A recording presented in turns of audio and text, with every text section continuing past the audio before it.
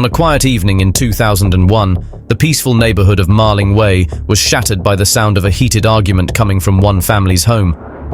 Neighbors would later describe it as nothing out of the ordinary, until the frantic knock on a door changed everything. Standing there was a terrified young girl, tears streaming down her face, pleading for help, her chilling words leaving the neighbors frozen in fear. "Daddy banged my head on the wooden floor. My daddy is hitting my mummy. Please call the police. I don't want daddy to kill mummy." Police arrived, and what was about to be uncovered would unveil an unimaginable horror that would send shockwaves through the entire community. This is the heartbreaking case of the Bluestone family.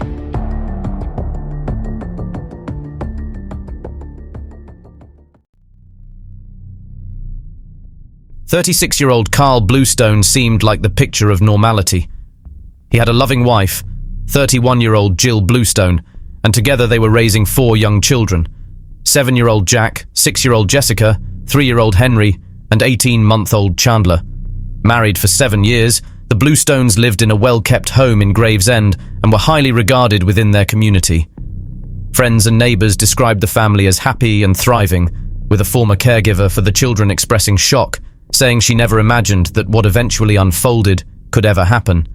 To outsiders, they appeared to have an ideal life, with 2 successful parents and 4 wonderful kids.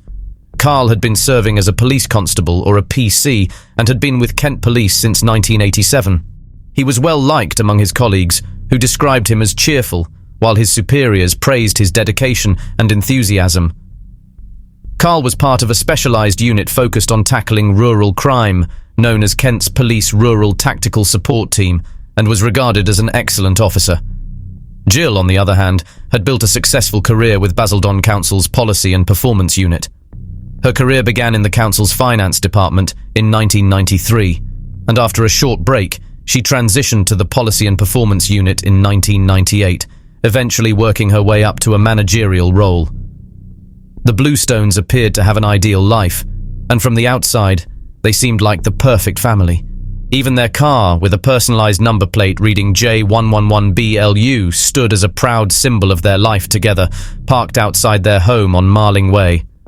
But behind the polished facade of their lovely home, life told a very different story, one far less glamorous than it appeared to those on the outside, especially for Jill. Some have speculated that Jill's professional success may have been a source of tension for her husband, as he had yet to receive a promotion and earned way less than her high salary. Despite the praise Carl's colleagues gave him, he was reportedly very controlling at home. Over time, 4 separate incidents of domestic violence involving Carl and his wife Jill were reported to Kent County Constabulary and officially documented. 2 of these cases were forwarded to the Crown Prosecution Service, but no further action was taken in any of them. Alarmingly, the first reported incident occurred just weeks after their wedding, when Carl assaulted Jill, who was 5 months pregnant at the time. Jill chose not to pursue the matter further and decided against pressing charges. By dropping the complaint, Carl leaned on his exemplary record as a police officer to protect his reputation, continuing to present himself as the likable colleague within the force. In the second reported incident, which was also dismissed, Carl allegedly threatened Jill with a meat cleaver. The third report detailed him smashing the window of a car Jill was trying to escape in and striking one of the children with an object he had thrown across the room. This time, though, Carl was arrested and placed in a police vehicle. This incident had taken place in June 1999. For reasons not fully explained, however, he consumed a handful of tablets while in the back of the car and was taken to the hospital instead of being booked into custody. After having his stomach pumped, he was released due to what was claimed to be a lack of sufficient evidence. The fourth and final incident occurred in June 2001, just 2 months before he followed through on the threats he had made to her.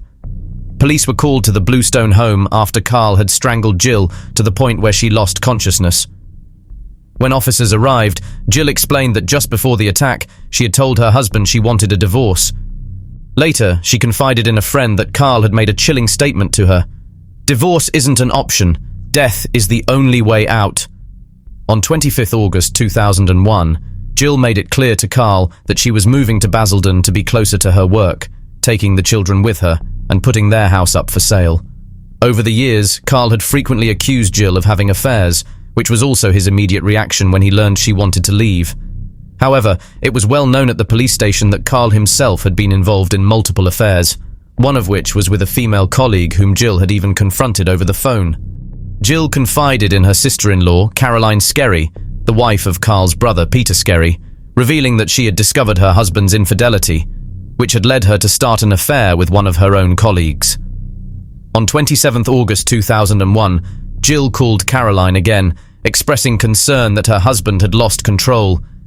She also suspected Carl was secretly recording her private conversations, both at home and in the car. Carl had even yelled at Jill, "I heard about you today." After this outburst, it was reported that Carl went to a local building supply store and bought a long length of strong rope. When the shop assistant asked about the purchase, Carl explained he needed it to move heavy furniture. After finishing his shift on the 28th of August 2001, Carl went to a nearby pub for a drink with his colleagues, then stopped at the store to pick up groceries. When he returned to his quiet neighborhood, Carl had a brief conversation with a neighbor before saying goodnight and going into his house. After watching an episode of the well-known police drama, The Bill, chaos erupted in the Bluestone home. Carl became violent, attacking his 4 children and his wife, Jill. Neighbors recalled hearing an argument coming from next door, followed by the sound of shouting. Shortly after, the Bluestone's 6-year-old daughter, Jessica, appeared at a neighbor's door, crying and panicked. The neighbors were horrified when Jessica said, "Daddy banged my head on the wooden floor. My daddy is hitting my mummy. Please call the police. I don't want daddy to kill mummy." Around 10 p.m, police arrived at the Bluestone residence and were met with a horrifying sight.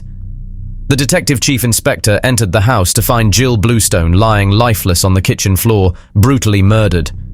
She had suffered 13 hammer blows to the back of her head, along with a neck injury caused by the claw end of the hammer that was found nearby, covered in blood. Jill's 3-year-old son, Henry, was discovered at the bottom of the hallway stairs, still in his pajamas, with 10 hammer wounds to his head. The coroner would later confirm that Henry had tried to defend himself, as evidenced by the injuries to his hands.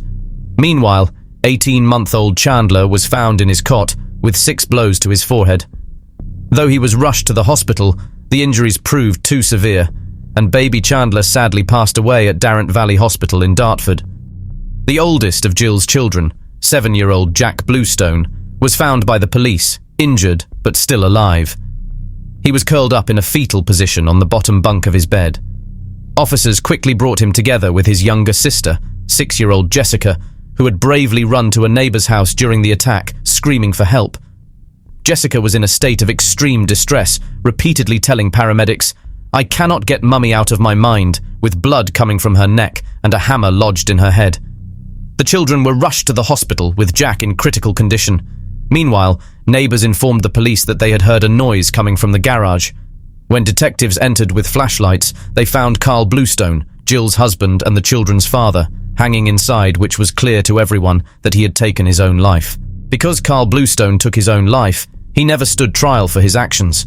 However, an inquest was held, which sparked both local and national discussions on domestic violence and raised concerns about the legal system, particularly regarding whether the horrific events could have been prevented.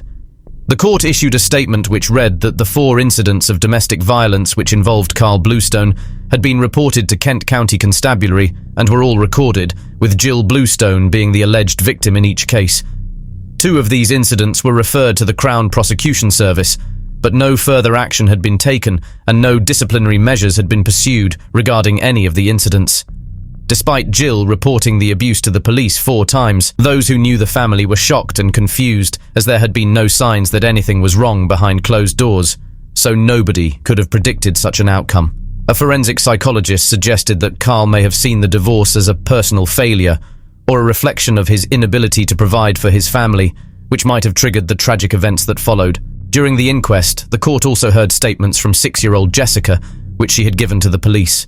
She explained that her brother had come downstairs, and she told him to go back up, saying, "Mummy told me to go next door and get the police.